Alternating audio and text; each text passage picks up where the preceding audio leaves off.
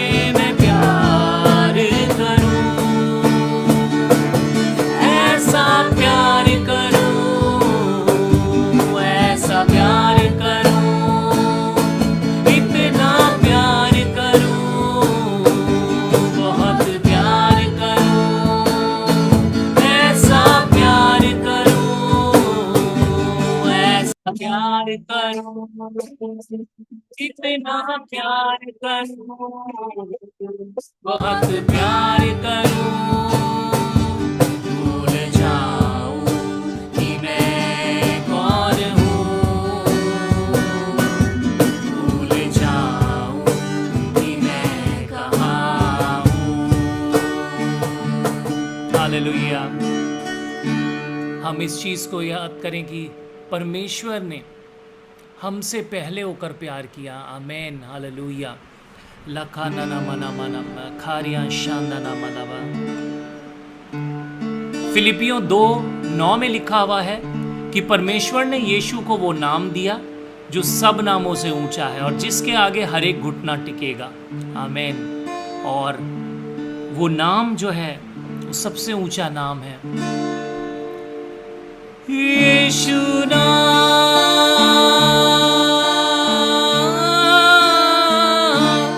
यीशु नाम भजो रे, यीशु नाम, यीशु नाम भजो रे, यीशु नाम, यीशु नाम से बढ़ते हैं बिगड़े काम, यीशु नाम से बनते हैं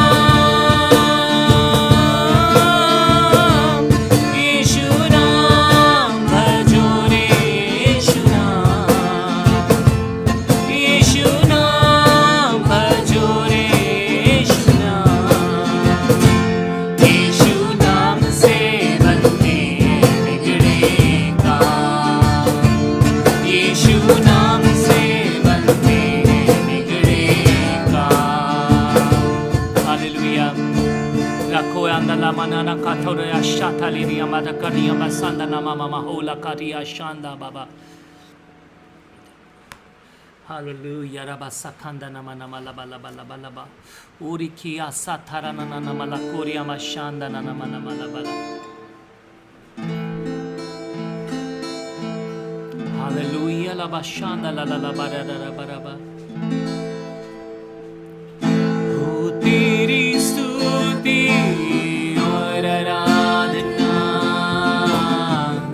करता हूँ मैं तुझसे प्रार्थना। महिमा से तेरी तू इस जगह को भरे, जो भी तू चाहे तू यहाँ पे कर।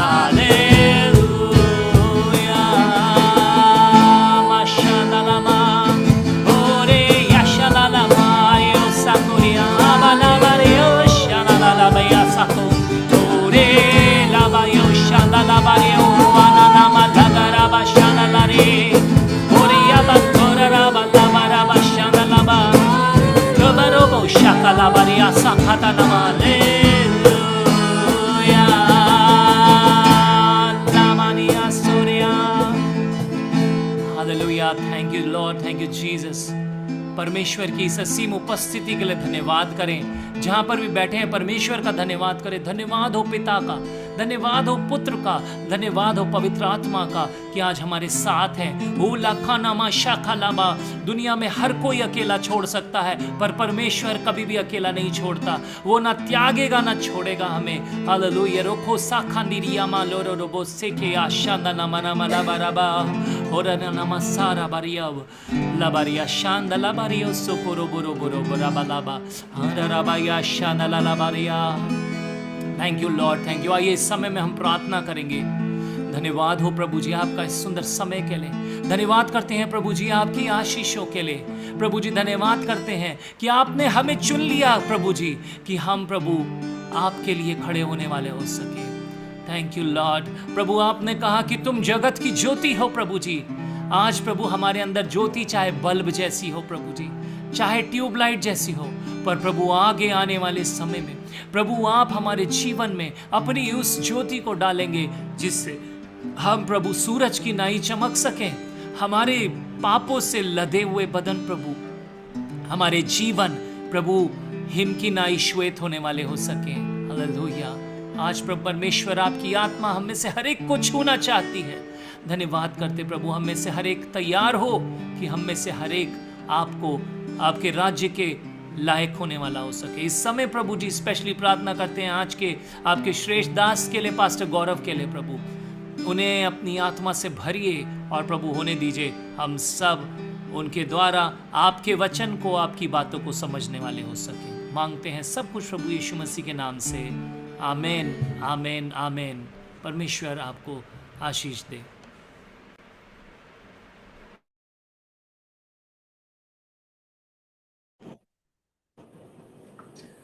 हालेलुया। परमेश्वर का धन्यवाद हो इस जबरदस्त आराधना के लिए। और परमेश्वर का सिंहासन, जैसा बाइबल कहती है 20 और उसके 3 में, कि तो जो अपने आराधकों के, अपने भक्ति करने वालों के और इजराइल की स्तुति के सिंहासन पर विराजमान होता है, तो पवित्र पवित्र पवित्र परमेश्वर है। हालेलुया। हम परमेश्वर का धन्यवाद करते हैं। और आज के दिन परमेश्वर ने सच में बड़ा अच्छा दिन दिया है हमें।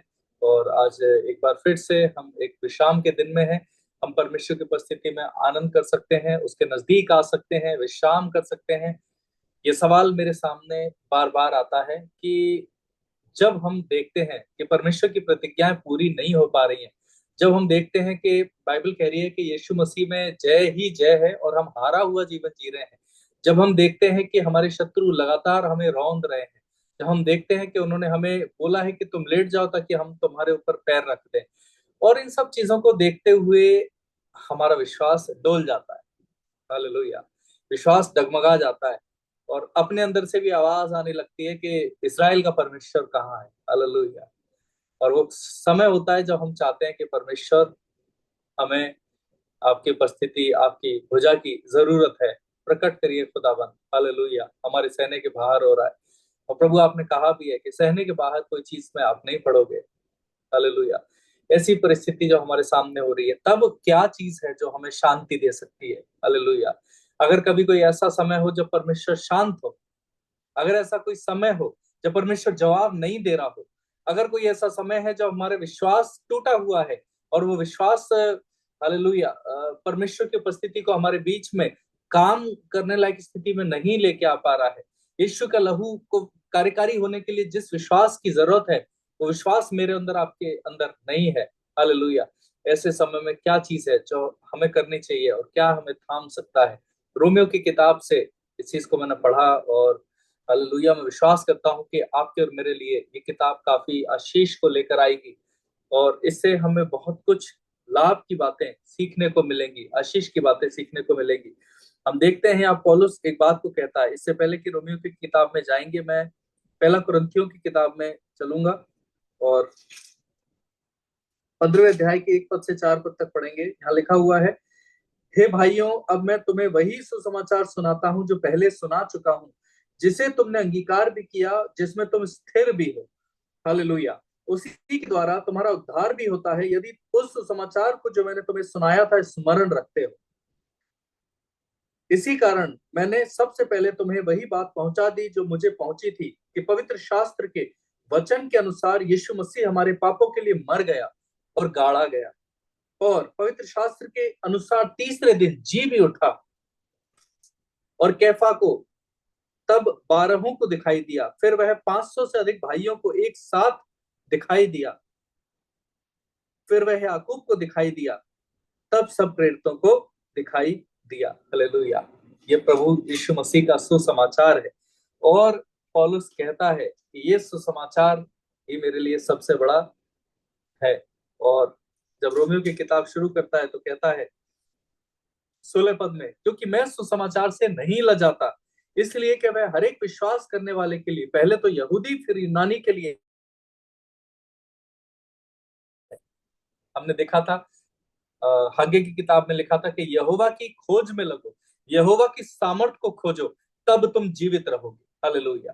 परमेश्वर के ज्ञान के ना होने की वजह से कई बार नाश हो रहे हैं, और लोग लगातार नुकसान उठा रहे हैं, खराब जिंदगी जी रहे हैं, हारा हुआ जीवन जी रहे हैं। क्यों? कि परमेश्वर का ज्ञान नहीं है। पर बाइबल कह रही है यहोवा को खोजो, उसकी सामर्थ की खोज में लगो, तब तुम जीवित रहोगे। और बाइबल कह रही है कि यहोवा की सामर्थ किस में है, किस चीज में छिपी हुई है। बाइबल कह रही है कि सुसमाचार ही है जो उद्धार के लिए परमेश्वर की सामर्थ है। हालेलुया। ये उद्धार का शब्द छुटकारे के लिए भी इस्तेमाल होता है, ये उद्धार का शब्द चंगाई के लिए भी इस्तेमाल होता है, ये उद्धार का शब्द हमारे और आपके अशांति के दूर होने के लिए, मायूसियों के दूर होने के लिए उद्धार शब्द इस्तेमाल होता है। ये उद्धार हमारे रुके हुए काम पूरे होने के लिए होता है, बंद दरवाजे खुलने के लिए ये उद्धार शब्द इस्तेमाल होता है। हालेलुया। तो इस उद्धार का मतलब मेरे और आपकी चंगाई के लिए परमेश्वर की सामर्थ क्या है? यीशु मसीह का सुसमाचार। हालेलुया। और पौलुस कह रहा है मैं सुसमाचार से नहीं लजाता। फिर आप और मैं क्यों कई बार इस सुसमाचार से लजाते हैं? हालेलुया। हमारे पास बहुत सारी कहानियां हैं, बहुत सारी कथाएं हैं, बहुत सारी फिल्में हैं, बहुत सारी किताबें हैं जिन्हें हम पढ़ सकते हैं, और बहुत सारे नोवेल्स हैं, भरी पड़ी है। जहां भी जाइए, रेलवे स्टेशन, बुक स्टोर भरा पड़ा है किताबों से, थिएटर्स भरे पड़े हैं मूवीज से, और कितना कुछ है यूट्यूब पर, गूगल पे। स्कूल्स में, कॉलेजेस में नई नई थ्योरीज आ रहे हैं, नए नए प्रिंसिपल्स आ रहे हैं। आदमी पढ़ता जाएगा। और सुलेमान ने बहुत पहले इस बात को कह दिया था कि बहुत पढ़ना देह को थका देता है। हालेलुया। पर सबसे इंपॉर्टेंट बात क्या है इस सुसमाचार के बारे में जो कही, और वो कही उसने सुलेमान ने कही ये बात।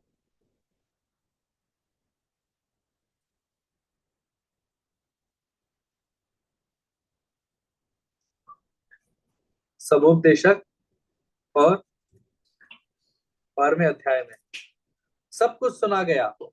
अंत की बात यह है, सब कुछ सुना गया मतलब सारे लिटरेचर पढ़ लिए, सारी किताबें देख ली, सारी मूवीज देख ली, सारे सीरियल्स देख लिए, और सारी जगह घूम के आ गए।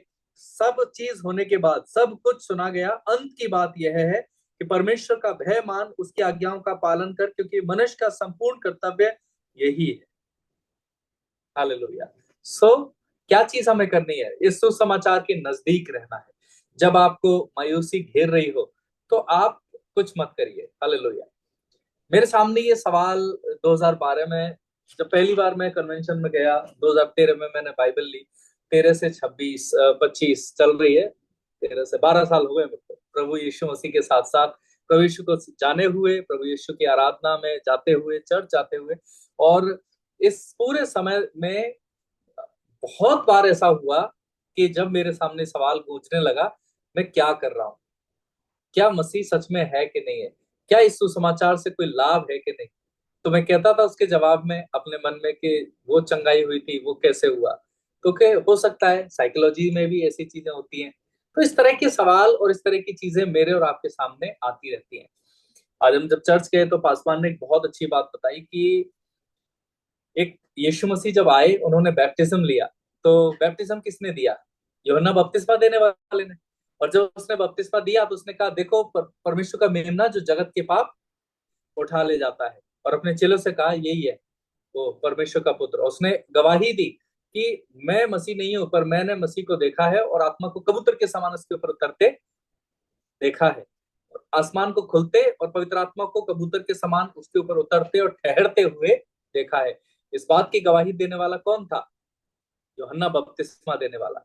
लेकिन एक हिस्सा आया जब उसके आसपास नेगेटिविटी और वो सारी चीजें जब बढ़ती गई, तो वही यूहन्ना कंफ्यूज हो गया, उसका विश्वास हिल गया। वो जेल खाने में था और कैद में उसने फिर से अपने चेलों को एक बार फिर से भेजा पूछने के लिए यीशु मसीह के पास कि यीशु मसीह तू आने वाला जो था वो तू ही है या हम किसी और का इंतजार करें? हालेलुया। किसी और की बाट जो है। यूहन्ना जिसने साक्षात स्वर्ग को खुलते देखा, आत्मा को कबूतर के समान उसके ऊपर उतरते और ठहरते देखा, और उसके भेजने वाले ने उसे बताया कि यही है। जब इतनी बड़ी गवाही लेने के बाद वो व्यक्ति आसपास की बातों से घबरा गया और उसे शक पैदा हो गया, तो आपको और मुझे भी चलते चलते शक पैदा हो सकता है कि ये मसीह मेरा छुड़ाने वाला है या नहीं है। क्या इस एक के लहू बहाने से मेरे वो सारे गुनाह मिट जाएंगे जो आज तक ताउम्र जिंदगी में मैंने किए हैं? मेरी सारी खराबियां, मेरी सारी जो मक्कारियां, वो खत्म हो जाएंगी उस एक के लहू पर विश्वास करने से? और अंदर से जवाब आता है पता नहीं होगा, पता नहीं होगा। तो ये लाजमी है, पर हमें सुसमाचार से डिगना नहीं है। हालेलुया। वो उसने अपने चेले भेज दिए यूहन्ना ने जेल खाने से। अच्छी बात क्या थी कि यूहन्ना अभी भी परमेश्वर के राज्य और मसीह की प्रतीक्षा में था। और बुरी बात क्या थी कि आसपास के माहौल ने उसके विश्वास को हिला दिया था। हालेलुया। वो जो जानता था, उस जानी हुई चीज को वो छोड़ने को तैयार हो गया था और मसीह के पास भेजा उसने। पर बाइबल बताती है कि मसीह के लिए एक बात बाइबल कहती है यशाया में कि वो थके हुए को बल देता है और शक्तिहीन को बड़ी सामर्थ्य देता है। वो धुआं देती बत्ती को बुझाता नहीं है और कुचले हुए नरकट को तोड़ता नहीं। जब यूहन्ना के चेले उसके पास पहुंचे तो उसने उनसे बातें करी और उसने कहा कि तुम थोड़ा मेरे पास रुको, मैं जो करता हूं वो देखो। और फिर यीशु मसीह काम करने लगा, वो प्रचार करने लगा। फिर उसने अंधों की आंखें खोली, लंगड़ों को चलाया और मुर्दों को जिंदा किया। और कंगाल आ रहे हैं और सुसमाचार सुन रहे हैं, एक के बाद एक पैराबल, एक के बाद एक दृष्टांत। और ढेरों लोग आ रहे हैं और मसीह उन सब के ऊपर काम को कर रहा है, उनको परमेश्वर के राज के बारे में बता रहा है। और इतना सारा काम करने के बाद मसीह ने पलट के उन चेलों की तरफ देखा और चेलों से कहा, तुमने देखा ना बहुत कुछ? हाँ प्रभु, हमने देखा। जाके यूहन्ना को ठीक से बताना। हालेलुया। और यीशु मसीह का मैसेज था कि तू अविश्वासी नहीं परंतु विश्वासी हो। हालेलुया। ये परिस्थिति एक और व्यक्ति के साथ आई, एक व्यक्ति जिसका नाम था थोमा। और यीशु मसीह जी उठा। वो 11 चेले थे, यीशु मसीह का एक चेला थोमा वहां पे मौजूद नहीं था। 11 चेलों को यीशु मसीह दिखाई दिया। जब थोमा कहीं बाहर से आया, शायद रोटी लेने गया होगा या किसी काम से गया होगा, वापस आया तो उन्होंने कहा, हमने मसीह को देखा, वो जिंदा है। वो कह रहा है, ऐसा कैसे हो सकता है? ऐसा तो नहीं हो सकता। बोले, उसने कहा था वो जिंदा हो गया है। बोले कि पतरस ने देखा था। है, पतरस देखा था? मेरे को नहीं लगता। नहीं नहीं, मरियम मगदलीनी ने भी देखा था, वहां गई थी, उसने देखा था। तो मरियम देखा था कि हाँ देखा था? मुझे नहीं समझ में आ रहा। अरे हमारे से कल मिला है वो, 11 हम बैठे हुए थे। नहीं नहीं नहीं, मेरे को विश्वास ही नहीं हो रहा है। मैं तो उसके जब तक पांजरे में हाथ नहीं डाल लूंगा और उसके उसकी उंगलियां उसके छेदों में नहीं डालूंगा, मेरे को विश्वास नहीं होगा। हालेलुया। यीशु मसीह उसी समय या उसके बाद में, जब वो एक साथ थे, उनके बीच में आ गया और उसने किसी से बात नहीं करी, थोमा से बात करी। हालेलुया। थोमा से कहा, ले डाल उंगलियों में, उंगलियां डाल तो इसमें, पांजर में डाल हाथ, देख। और अविश्वासी नहीं परंतु विश्वासी हो। हालेलुया। मेरे प्रियो, मैं आपको इस वचन के आधार पर बताना चाहता हूँ कि शैतान दिन और रात आपको और मुझे फाड़ खाने की फिराक में है। पर उसी समय हमारा परमेश्वर कहता है कि वो तो दिन और रात, पर जब परमेश्वर अपनी सुरक्षा की बात करता है तो कहता है क्षण क्षण, रात और दिन। हालेलुया। जब बैरी के बारे में बात हो रही है तो क्षण इस्तेमाल नहीं हो रहा है, बोल रहा है वो रात और दिन खोज में है, किसको पाए और फाड़ खाए। लेकिन जब मेरी और आपकी सुरक्षा की बात हो रही है तो परमेश्वर कह रहा है, मैं क्षण क्षण तुम्हें सींचता हूं। और फिर कह रहा है, रात और दिन तुम्हारी रक्षा करता हूं कि तुम्हें कोई नुकसान ना पहुंचाने पाए। हालेलुया। हमने बहुत सुना है एक बात, वो कहता है, डाल डाल तुम पात, तुम डाल डाल हम पात पात। मतलब अगर शैतान डाली पर मौजूद है तो जमीन और आसमान का खुदा, मुझे और आपको प्यार करने वाला परमेश्वर पत्ते पत्ते पर मौजूद है। हालेलुया। सो वो कह रहा है कि आपको डरने की जरूरत नहीं है, सुसमाचार को छोड़ने की जरूरत नहीं है। जब सवालों के जवाब नहीं आ रही, प्रार्थनाओं के उत्तर नहीं आ रहे हैं, कॉल लेटर नहीं आ रहे हैं, ज्वाइनिंग नहीं आ रही है, बीमारी लगातार दुख दे रही है, दर्द लगातार सहना पड़ रहा है, उन सब परिस्थितियों में आसपास के लोगों से कोऑपरेशन नहीं मिल रहा है, हालेलुया, सुसमाचार पर फोकस करें। ये परमेश्वर की मांग है। हालेलुया। हम लोग आगे बढ़ते हैं वचन में। और पौलुस इस बात को कह रहा है कि उस सुसमाचार से मैं लज्जित नहीं होता।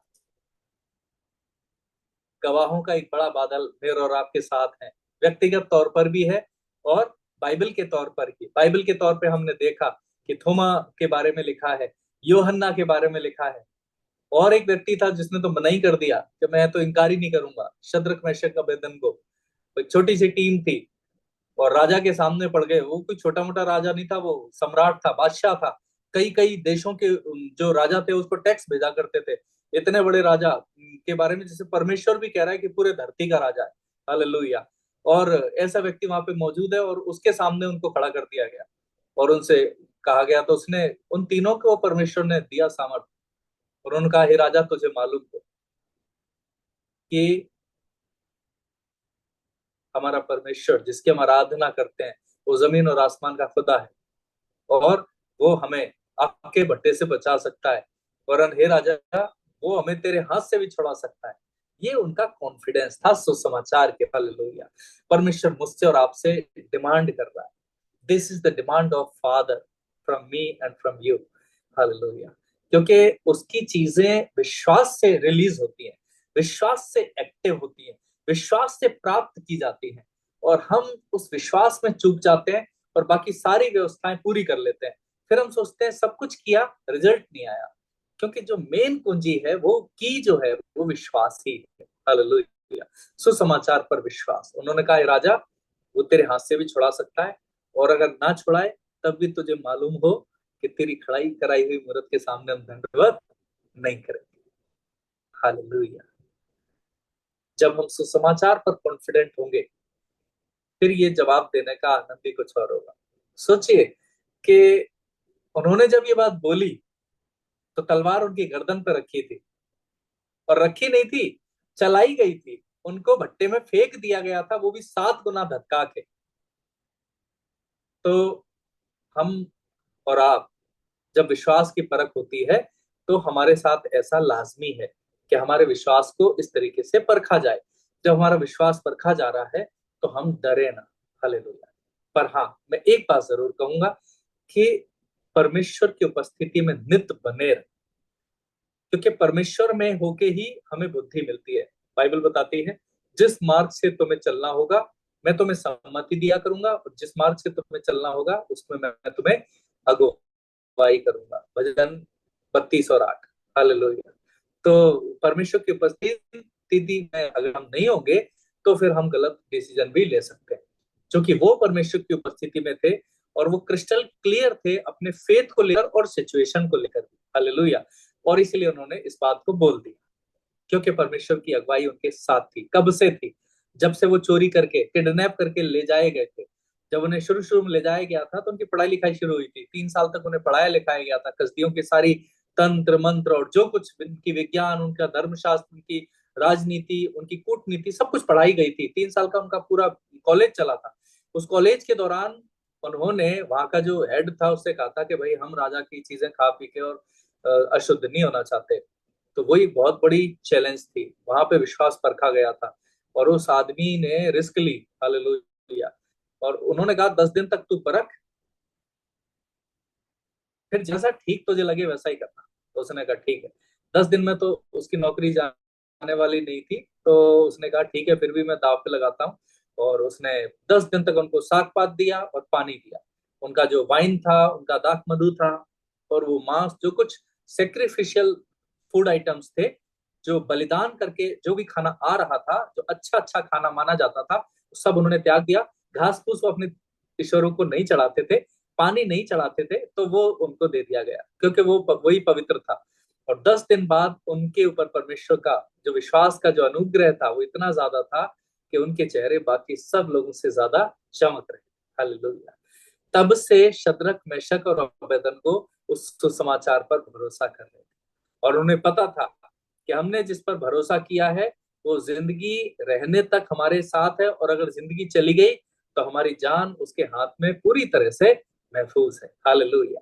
आप और मैं डिसीजंस और स्टेप नहीं ले पाते, स्टैंड नहीं ले पाते, क्योंकि हम सुसमाचार में कच्चे हैं, सुसमाचार के परखे जाने में कच्चे हैं। हालेलुया। मैं गिदोन को अच्छा मानता हूँ। बाइबल बताती है कि गिदोन के पास एक बड़ा शूरवीर, एक तरीके का स्वर्गदूत आया और गिदोन से बात करने लगा। और गिदोन ने कहा, कैसे खुदा, अगर खुदा हमारे साथ होता तो परिस्थिति ऐसी नहीं होती। तो उसने कहा कि अपनी इतनी ताकत पे तू जा। उस बात का जवाब नहीं दिया उसने कि खुदा साथ है कि नहीं। जवाब दिया क्या उसने? गिदोन ने उससे पूछा तो उसने जवाब नहीं दिया। परमेश्वर भी जवाब नहीं देता, बल्कि जवाब देता है, पर जैसे सवाल हम करते हैं उस परिस्थिति के हिसाब से नहीं देता। वो जो एक्चुअल जवाब जिसकी जरूरत होती है, परमेश्वर वो जवाब देता है। हालेलुया। सो परमेश्वर हमेशा जवाब देता है। परमेश्वर ने अय्यूब को जवाब दिया, परमेश्वर ने नेहम्याह को जवाब दिया, परमेश्वर ने एजरा को जवाब दिया, और ऐसा बाइबल में कोई नहीं है जिसको जवाब ना दिया। और कलीसिया में चलने वाले, आत्मा में चलने वाला भी ऐसा आज तक जिंदा आदमी मुझे कोई नहीं मिला जिसको जवाब ना मिला हो। मैं खुद भी ऐसा नहीं हूं। मैं भी जब फंसा तो मुझे जवाब मिले। हाँ, वो बात अलग है कि आसपास के शोर की वजह से अब वो जवाब ऐसे हो रहे हैं कि वो सही में जवाब था या कोइंसिडेंस था, लेकिन वो जवाब ही था, वो कोइंसिडेंस नहीं थी। हालेलुया। कोई आवाज आपने सुनी जिसने कहा तू चुना हुआ है। कोई आवाज आपने सुनी और कह रही है, वो आवाज कह रही है कि यू आर नॉट कॉमन। कोई आवाज आपके पास आ रही है और कह रही है मेरे हाथ में है तू, मेरी नजर तुझ पे बनी हुई है। अब बाद में आवाज भले ही आए कि अरे वो ऐसे ही आ गया होगा, ऐसे मेरे ख्याल होंगे, नहीं, it is God. Hallelujah. God speaking through the gospel, speaking through the blood of Jesus. यीशु मसीह के लहू में से होके परमेश्वर बात कर रहा है, और वो सच्चाई है, उस पर हमें अडिग रहना है, बार बार याद दिलाना है अपने आप को, क्योंकि शोर बहुत ज्यादा है। हालेलुया।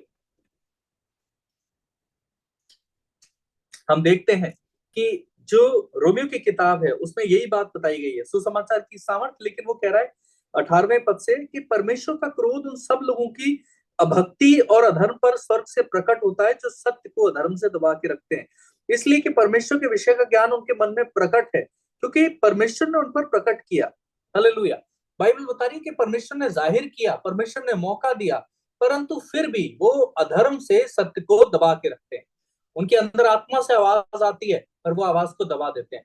जब वो गलत कर रहे होते हैं तो उनको सुनाई देता है ये गलत है, लेकिन वो उस आवाज को साइलेंट कर देते हैं। परमेश्वर ने फ्री विल दी है, म्यूट का ऑप्शन दिया है, तो म्यूट कर देते हैं, तो आवाज सुनाई नहीं देती उनको, और फिर अपने आप को तसल्ली दे लेते हैं कि नहीं, परमेश्वर नहीं है, नहीं ये कुछ अधर्म नहीं है, अन्याय नहीं है, और अधर्म से सत्य को दबा देते हैं, न्याय को बहने नहीं देते हैं, अपने से न्याय को होने नहीं देते हैं। हालेलुया। और परमेश्वर इस बात को कह रहा है कि वो ये सब करते हुए सब प्रकार के 20-29 पद में अधर्म, दुष्टता, लोभ, वैरभाव से भर गए, और बाइबल कह रही है कि निर्बुद्धि, विश्वासघाती और निर्दयी हो गए। वे तो परमेश्वर की यह विधि जानते हैं कि ऐसे ऐसे काम करने वाले मृत्यु के दंड के योग्य हैं। लोगों को मालूम होता है, मुझे भी मालूम होता है और आपको भी मालूम होता है, जब हम वचन तोड़ते हैं, जब हम परमेश्वर की उपस्थिति से बाहर जाते हैं, तो हमें मालूम होता है कि हम खुदा की उपस्थिति से बाहर जा रहे हैं। और खुदा ने कहा है जो बाड़े को तोड़ के बाहर जाएगा, पक्की बात है सर्प उसको डस लेगा, शैतान उसका नुकसान करेगा, और फिर नुकसान होता है, और हमें पता होता है कि नुकसान क्यों हुआ है, क्योंकि हम बाड़ा तोड़ के मसीह के लहू और उसके अनुग्रह से बाहर चले गए थे। लेकिन फिर हम उठ के सवाल पूछने लगते हैं, खुदा मेरे साथ ऐसा क्यों हुआ। ऑलरेडी हमारे अंदर पता है, ऑलरेडी हमको पता है कि हम खुदा की हुजूरी के बाहर थे, और ये चीज के लिए रिस्पॉन्सिबल है कि हम अनुपस्थिति में थे। We were in the absence of God. That's why disaster came across with us. Hallelujah. जब हुजूरी के बाहर थे, उसके उपस्थिति के बाहर थे, उसके अनुग्रह के बाहर थे, उसके जो उसकी दया का बादल है उसके बाहर थे, और ये बात मालूम है, इसलिए हमारे साथ चोट हो गई, फिर भी हम सवाल करते हैं।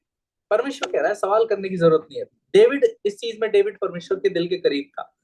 डेविड क्या करता था, डेविड ने की गलती, उसे एहसास नहीं हुआ, फिर खुदा ने वचन भेजा, उसे एहसास हुआ, एहसास होते ही उसने कहा खुदा आप गलती करी है, और तुरंत खुदा के पास वापस पड़ा नहीं रहता था, रुका नहीं रहता था, किसी और के पास नहीं जाता था, परमेश्वर के पास ही लौट के आता था। दाऊद से सीखने वाली 1000 बातों में से ये सबसे मुख्य बात मुझे और आपको सीखने की जरूरत, कि जब तक पता नहीं है तब तक ठीक है, पर जैसे ही पता लगा कि खुदा की अनुपस्थिति की वजह से हो गया, खुदा की हुजूरी से बाहर होने की वजह से हो गया, तुरंत इसकी उपस्थिति में लौट के आना है। हालेलुया। अगर बाहर रहेंगे तो विश्वास मर जाएगा, और धर्मी जन विश्वास से जीवित रहता है। अगर आपका विश्वास ही मर गया तो आप जीवित कैसे रहे।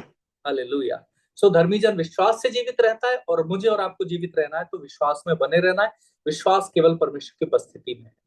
तो कभी आप और मैं बाहर होते हैं तो पूरी कोशिश करें कि उसकी उपस्थिति में वापस आ जाए।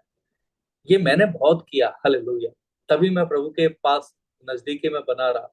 मेरे साथ जब विश्वास और अविश्वास की लड़ाई में जब मैं हारने लगता था, मैं तुरंत, लखनऊ में था तो जीसस पास पहुंच जाता था, इलाहाबाद में था तो मैं चर्च चला जाता था, और कहीं बाहर था तो मैं प्रार्थना करा लेता था, खुदा के खादिम के साथ फोन पे कनेक्ट हो जाता था किसी के साथ, और कोशिश करता था अगर बाइबल पढ़ने से मेरे को मदद मिल रही है, पर मैं किसी तरीके से उसकी हुजूरी में लौटने के प्रयास में लग जाता था, क्योंकि मुझे एक बात हमेशा मालूम थी कि परमेश्वर की उपस्थिति से बाहर होने पर ही परेशानी आ रही है। अगर उपस्थिति के नजदीक भी आ गए ना, तो शैतान, ऐसा नहीं है कि परमेश्वर की उपस्थिति के अंदर घुसने की जरूरत है, परमेश्वर की फौज लगी रहती है, शैतान दूर से देख के रुक जाता है। हालेलुया। आप उसकी उपस्थिति के करीब भी होंगे ना, तब भी वो दूर ही रुक जाएगा। ऐसा नहीं है कि उसकी इतनी हिम्मत है कि वो हुजूरी के नजदीक आके आपको पकड़ के वापस ले जाए। परमेश्वर का धन्यवाद हो कि उपस्थिति कितनी सामर्थी और कितना भला करने वाली है। लेकिन हम आगे बढ़ते हैं और आगे देखते हैं कि तीसरे पद अध्याय में हमें 23 पद में ये बात मिलती है कि सबने पाप किया और परमेश्वर की महिमा से रहित है, इसलिए मुझे और आपको और इस संसार के पहले से लेके आखिरी मनुष्य को सुसमाचार की, परमेश्वर के अनुग्रह की जरूरत है। यीशु मसीह के लहू से धुलने की जरूरत है, परमेश्वर के पवित्र आत्मा से भरने की जरूरत है। जब तक वो उससे नहीं भरेगा, परमेश्वर की महिमा से रहित रहेगा और पाप में डूबा रहेगा, वो पाप से आजाद नहीं हो पाएगा। पाप से आजादी के लिए क्या जरूरी है? सुसमाचार की सामर्थ्य जरूरी है। और जितना हम सामर्थ्य में बढ़ते जाते हैं, वो हमारे अंदर, हमारे साथ में दूसरों के अंदर भी काम करना शुरू करती है। सुसमाचार की सामर्थ्य वैसी ही रहती है, पर उसका दायरा बढ़ता जाता है। हालेलुया। अब छोटा सा दिया है, लाइट वो भी दे रहा है, बहुत बड़ी हेलोजन भी लाइट दे रही है और सूरज भी लाइट दे रहा है, पर इनके सबके में फर्क क्या है? दायरे का फर्क। सूरज लगभग आधी से ज्यादा धरती को प्रभावित कर रहा है, एक बल्ब एक छोटे से कमरे को प्रभावित कर रहा है। इसी तरीके से जितनी ज्यादा मसीह के सुसमाचार की सामर्थ्य हमारे अंदर बढ़ती जाएगी, हमारे सुसमाचार के फैलाने की जो दायरा है वो बढ़ता जाएगा। परमेश्वर की धार्मिकता को प्रकट करने का जो दायरा है वो बढ़ता जाएगा। हमारी गवाही अभी 3 लोग जानते हैं, फिर 30 लोग जानेंगे, फिर 300 लोग जानेंगे, फिर 3000, और होते होते धरती के आखिर तक वो गवाही जाएगी और पता नहीं कितने अविश्वास में डूबे लोगों को विश्वास में लेकर आएगी, निराशा में डूबे लोगों को आशा में लेकर आएगी। हालेलुया। और यहाँ पे हमें समझ में आता है कि हम सबको पश्चाताप की और सुसमाचार पर विश्वास करने की जरूरत है। हालेलुया। आगे बढ़ते हैं हम लोग, चौथे अध्याय में आते हैं और चौथे अध्याय में हमें एक बात मिलती है।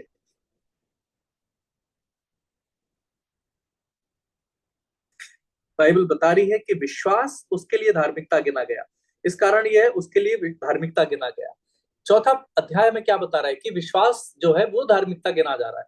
अब दो चीज हो गई, एक विश्वास जो मसीह ने किया उस पर, और एक काम जो हम करते आए हैं भलाई के या धार्मिकता के।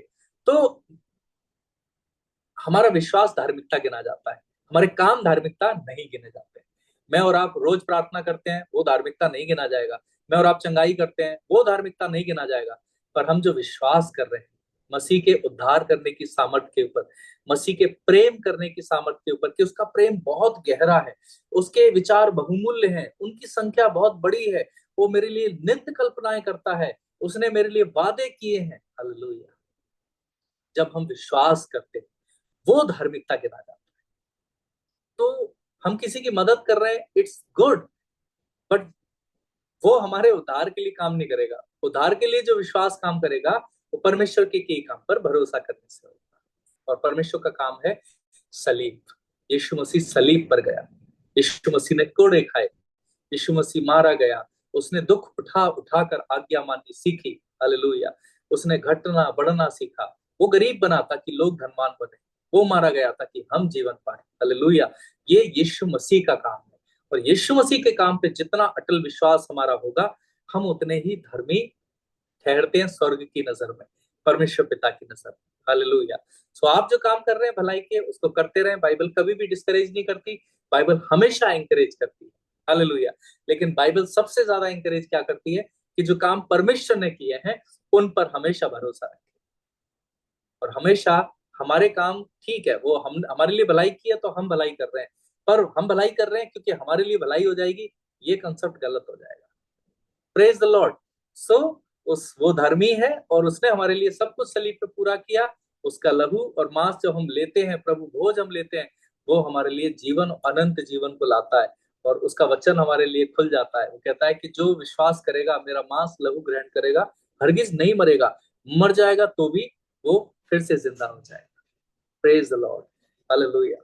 हम लोग आगे बढ़ते हैं और हम देखते हैं कि जब मसीह पर विश्वास करते हैं तो एक नया जीवन शुरू हो जाता है, एक नई चाल हमें चलनी होती है। और ये आत्मा और ये शरीर, ये दोनों एक दूसरे के विरोध में फाइट करते रहते हैं। 7वें अध्याय में पौलुस कहता है, इस प्रकार मैं व्यवस्था पाता हूं कि जब भलाई करने की इच्छा करता हूं तो बुराई मेरे पास आती है, क्योंकि मैं भीतरी मनुष्यत्व से तो परमेश्वर की व्यवस्था से प्रसन्न रहता हूं, पर मुझे अपने अंगों में दूसरे प्रकार की व्यवस्था दिखाई पड़ती है। मैं बुद्धि, जो मेरी बुद्धि व्यवस्था से लड़ती है, मुझे पाप की व्यवस्था के बंधन में डाल देती है। और मेरे अंगों को डाल देती है। मैं कैसा अभागा मनुष्य हूं, मुझे इस मृत्यु की देह से कौन छुड़ाए। हालेलुया। ये मेरी और आपकी और हर एक बड़े और छोटे खादिम की पीड़ा है। हर रोज मांस और आत्मा, इन दोनों के बीच में लड़ाई होती है, और वो लड़ाई हमारा सबसे बड़ा स्ट्रगल। और उस लड़ाई में ही बड़ी बड़ी कलीसियाएं और बड़ी बड़े हुजूम, बड़े बड़े विश्वासियों के समूह हार रहे हैं। हमें वहां जीतना होगा, तब बड़ी जीत अपने आप हमें दिखाई देने लगी। हालेलुया। पौलुस भी हार रहा था। पौलुस कह रहा है कि मैं जब भलाई की इच्छा करता हूं तो बुराई मेरे पास आती है, जब मैं दुआ करने बैठता हूं तो नींद आने लगती है। हालेलुया। वचन पढ़ने बैठता हूं तो काम याद आने लगते हैं। जब मैं सुबह थोड़ा प्रार्थना करने की सोचता हूं तो नींद आने लगती है। हालेलुया। जब मैं भलाई की इच्छा करता हूं तो बुराई मेरे पास आती है। और वो क्या कह रहा है इस प्रभु 25 पद में, प्रभु यीशु मसीह के द्वारा परमेश्वर का धन्यवाद हो, इसलिए कि मैं बुद्धि से तो परमेश्वर की व्यवस्था का, परंतु शरीर से पाप की व्यवस्था का सेवन करता हूँ। बहुत दिन तक की बात मुझे समझ नहीं आती थी, अभी थोड़ी बहुत समझ में आती है। और इसका मतलब ये है कि मेरे हृदय में मैं जब भी कोशिश करूंगा तो मैं अपनी पूरी शक्ति, पूरे बल, पूरी इच्छा का इस्तेमाल किसके लिए करूंगा? परमेश्वर के ऊपर विश्वास करने के लिए, परमेश्वर के सुसमाचार के लिए स्टैंड लेने के लिए। हालेलुया। सुसमाचार बांटने के लिए, सुसमाचार पर चलने के लिए मैं उस स्ट्रेंथ का और अपनी इच्छा का इस्तेमाल करूंगा। यही मेरे लिए जरूरी है। उसके बाद अगर मैं शरीर से कुछ गलत कर भी रहा हूं तो परमेश्वर में मुझे उसके लिए माफी का प्रावधान है। हालेलुया। पर अगर मैं इच्छा ही गलत की कर रहा हूं तो फिर माफी नहीं, फिर उसके लिए अनंत दंड हमारे लिए इंतजार कर रहा है। 8वें अध्याय में हमें एक बात मिलती है और यहाँ लिखा हुआ है, अब जो मसीह यीशु में हैं उन पर दंड की आज्ञा नहीं, क्योंकि वे शरीर के अनुसार नहीं, आत्मा के अनुसार चलते हैं। हालेलुया। मुझे और आपको अगर मसीह में चलना है तो मुझे और आपको जरूरत है। और किस चीज की जरूरत है? परमेश्वर के आत्मा की। हम यशायाह की किताब में चलते हैं और 32 अध्याय उसके 17 पद को निकालेंगे।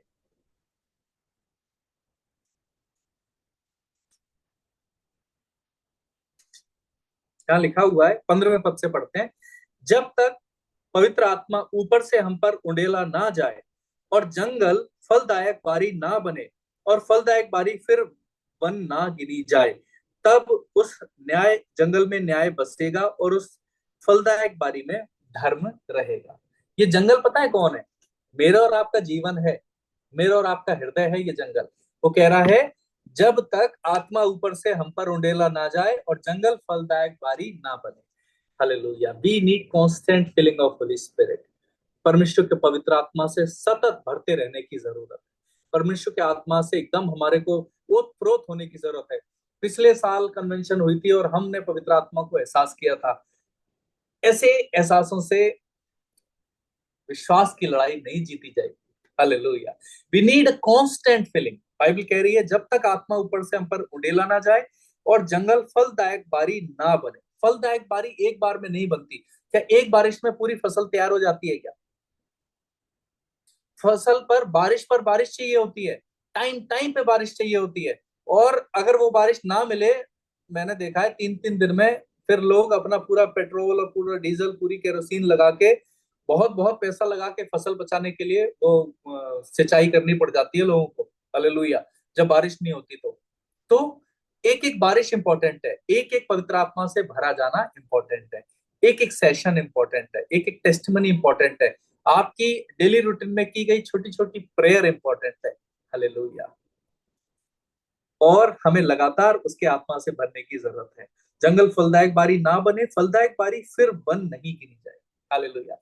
एक बार ये जंगल फलदायक बारी बन गई, फिर वो जंगल में और वन में काउंट नहीं होगी। हालेलुया। तब तक हमारे को फाइट करना है। मेरे प्रियो, जो लड़ाई हमने और आपने सुसमाचार पे विश्वास करने के साथ शुरू की है, उसको बीच में नहीं छोड़ सकते हैं। कांस्टेंट फाइट है। नित्य हमको इसमें बने रहना होगा। इसे छोड़ के हम जा नहीं सकते बीच में से।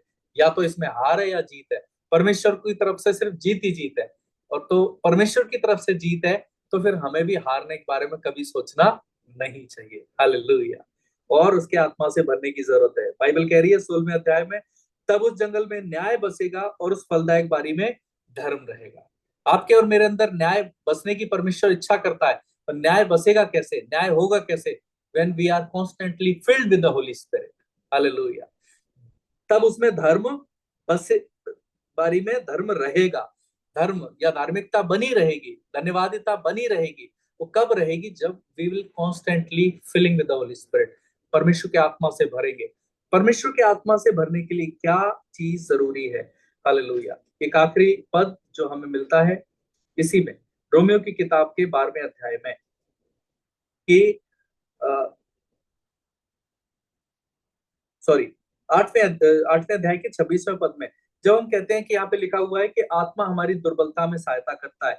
हमको नहीं पता होता है कि क्या मांगना है, कैसे मांगना है, पर आत्मा हमारी दुर्बलता में आहें भर भर कर हमारे अंदर से प्रार्थना करवाता है। पवित्र लोगों के लिए प्रार्थनाएं होती हैं, उसमें हमारे परिवार भी शामिल है, हमारा कलीसिया भी शामिल है, हमारे खादिम भी शामिल है, वर्ल्ड की कलीसिया शामिल है, दूर देश के लोग शामिल हैं, आदिवासी विश्वासी शामिल है, पढ़े लिखे लोग शामिल हैं। वो सब जो यीशु मसीह पर विश्वास कर रहे हैं वो सब उस प्रार्थना में शामिल होते हैं। लिखा हुआ है क्योंकि पवित्र आत्मा पवित्र लोगों के लिए परमेश्वर की इच्छा के अनुसार विनती करता है। हालेलुया। तो मेरे प्रियो, जब हमने इस बात को जाना कि सुसमाचार इतना ज्यादा जरूरी है और उस सुसमाचार पर विश्वास के लिए पवित्र आत्मा से निरंतर भरना जरूरी है, तो जब हम भर रहे हैं तो हमारे जीवन में क्या परिवर्तन आना है? आज हम चर्च गए, चर्च में देखा एक इंसान जो बहुत समय से चर्च आ रहे हैं, वो गाड़ी से निकले, उन्होंने अपना नशा किया और फिर वो चर्च में चले गए।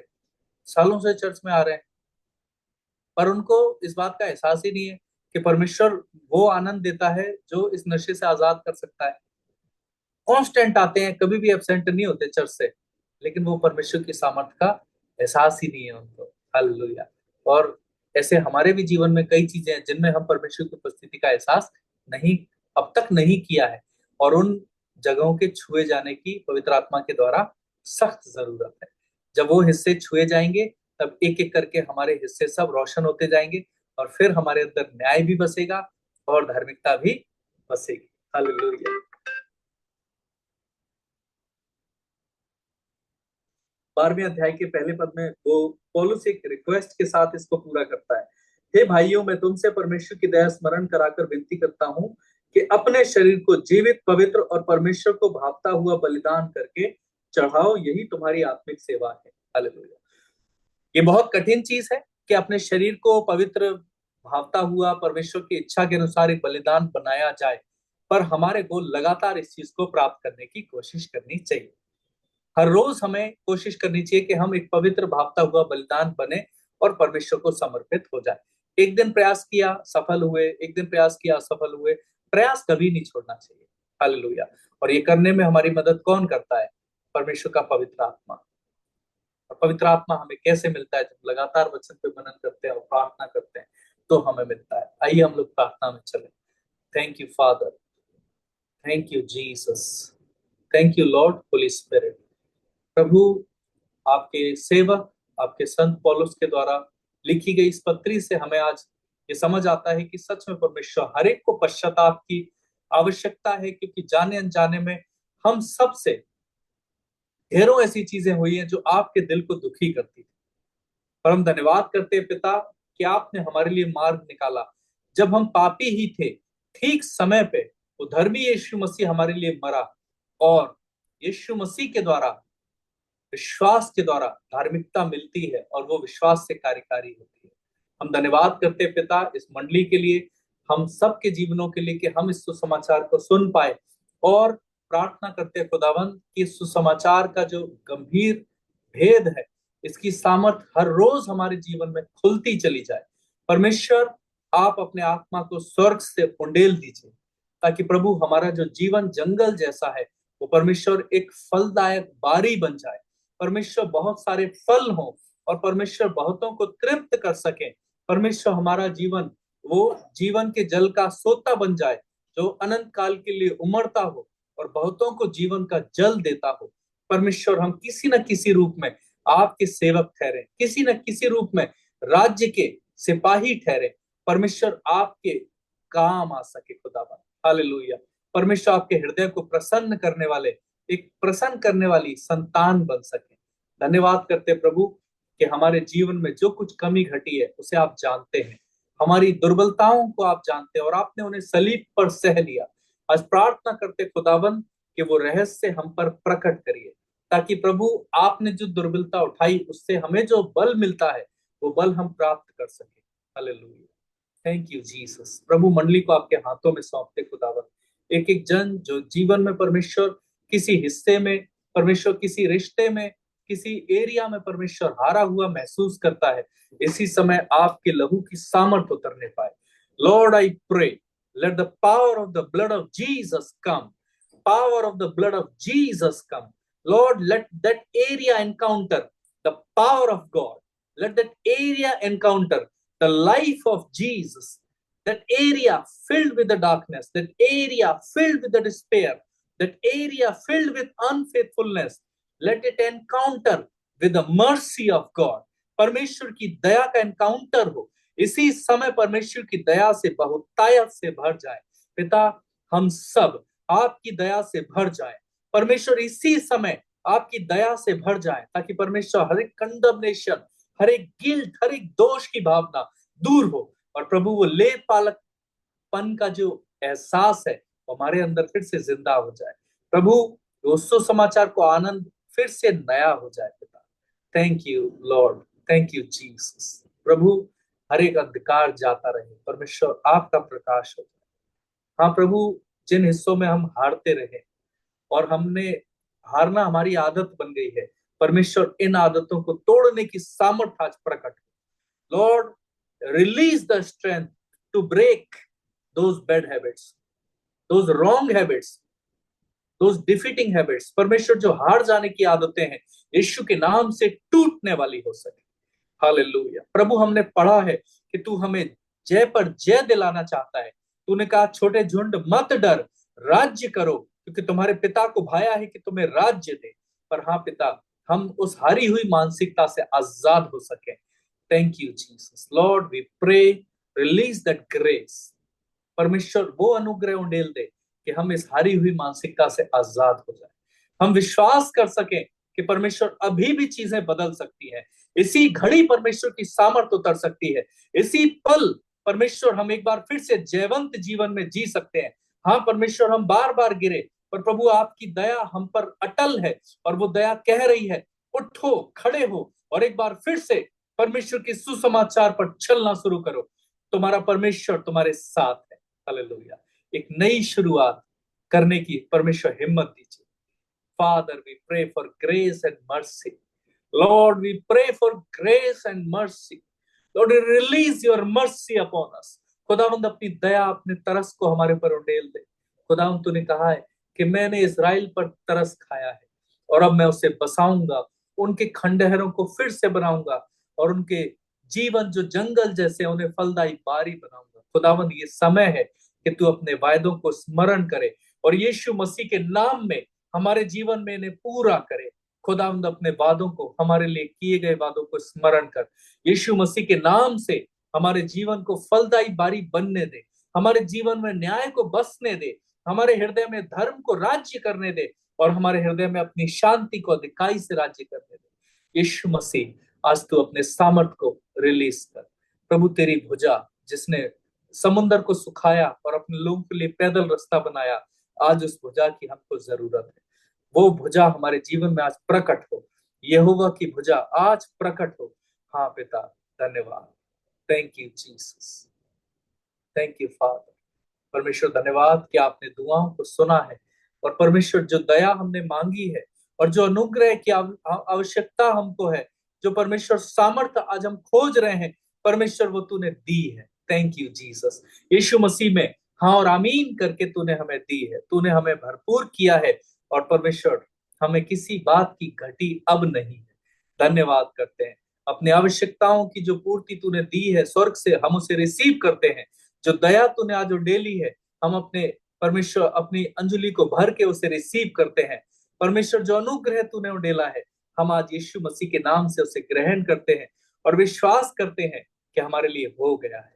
धन्यवाद पिता। सारा आदर महिमा आपको सौंपते इस प्रार्थना को अपने उद्धारकर्ता यीशु मसीह के नाम से मांगते हैं। सुने और ग्रहण करें। आमीन।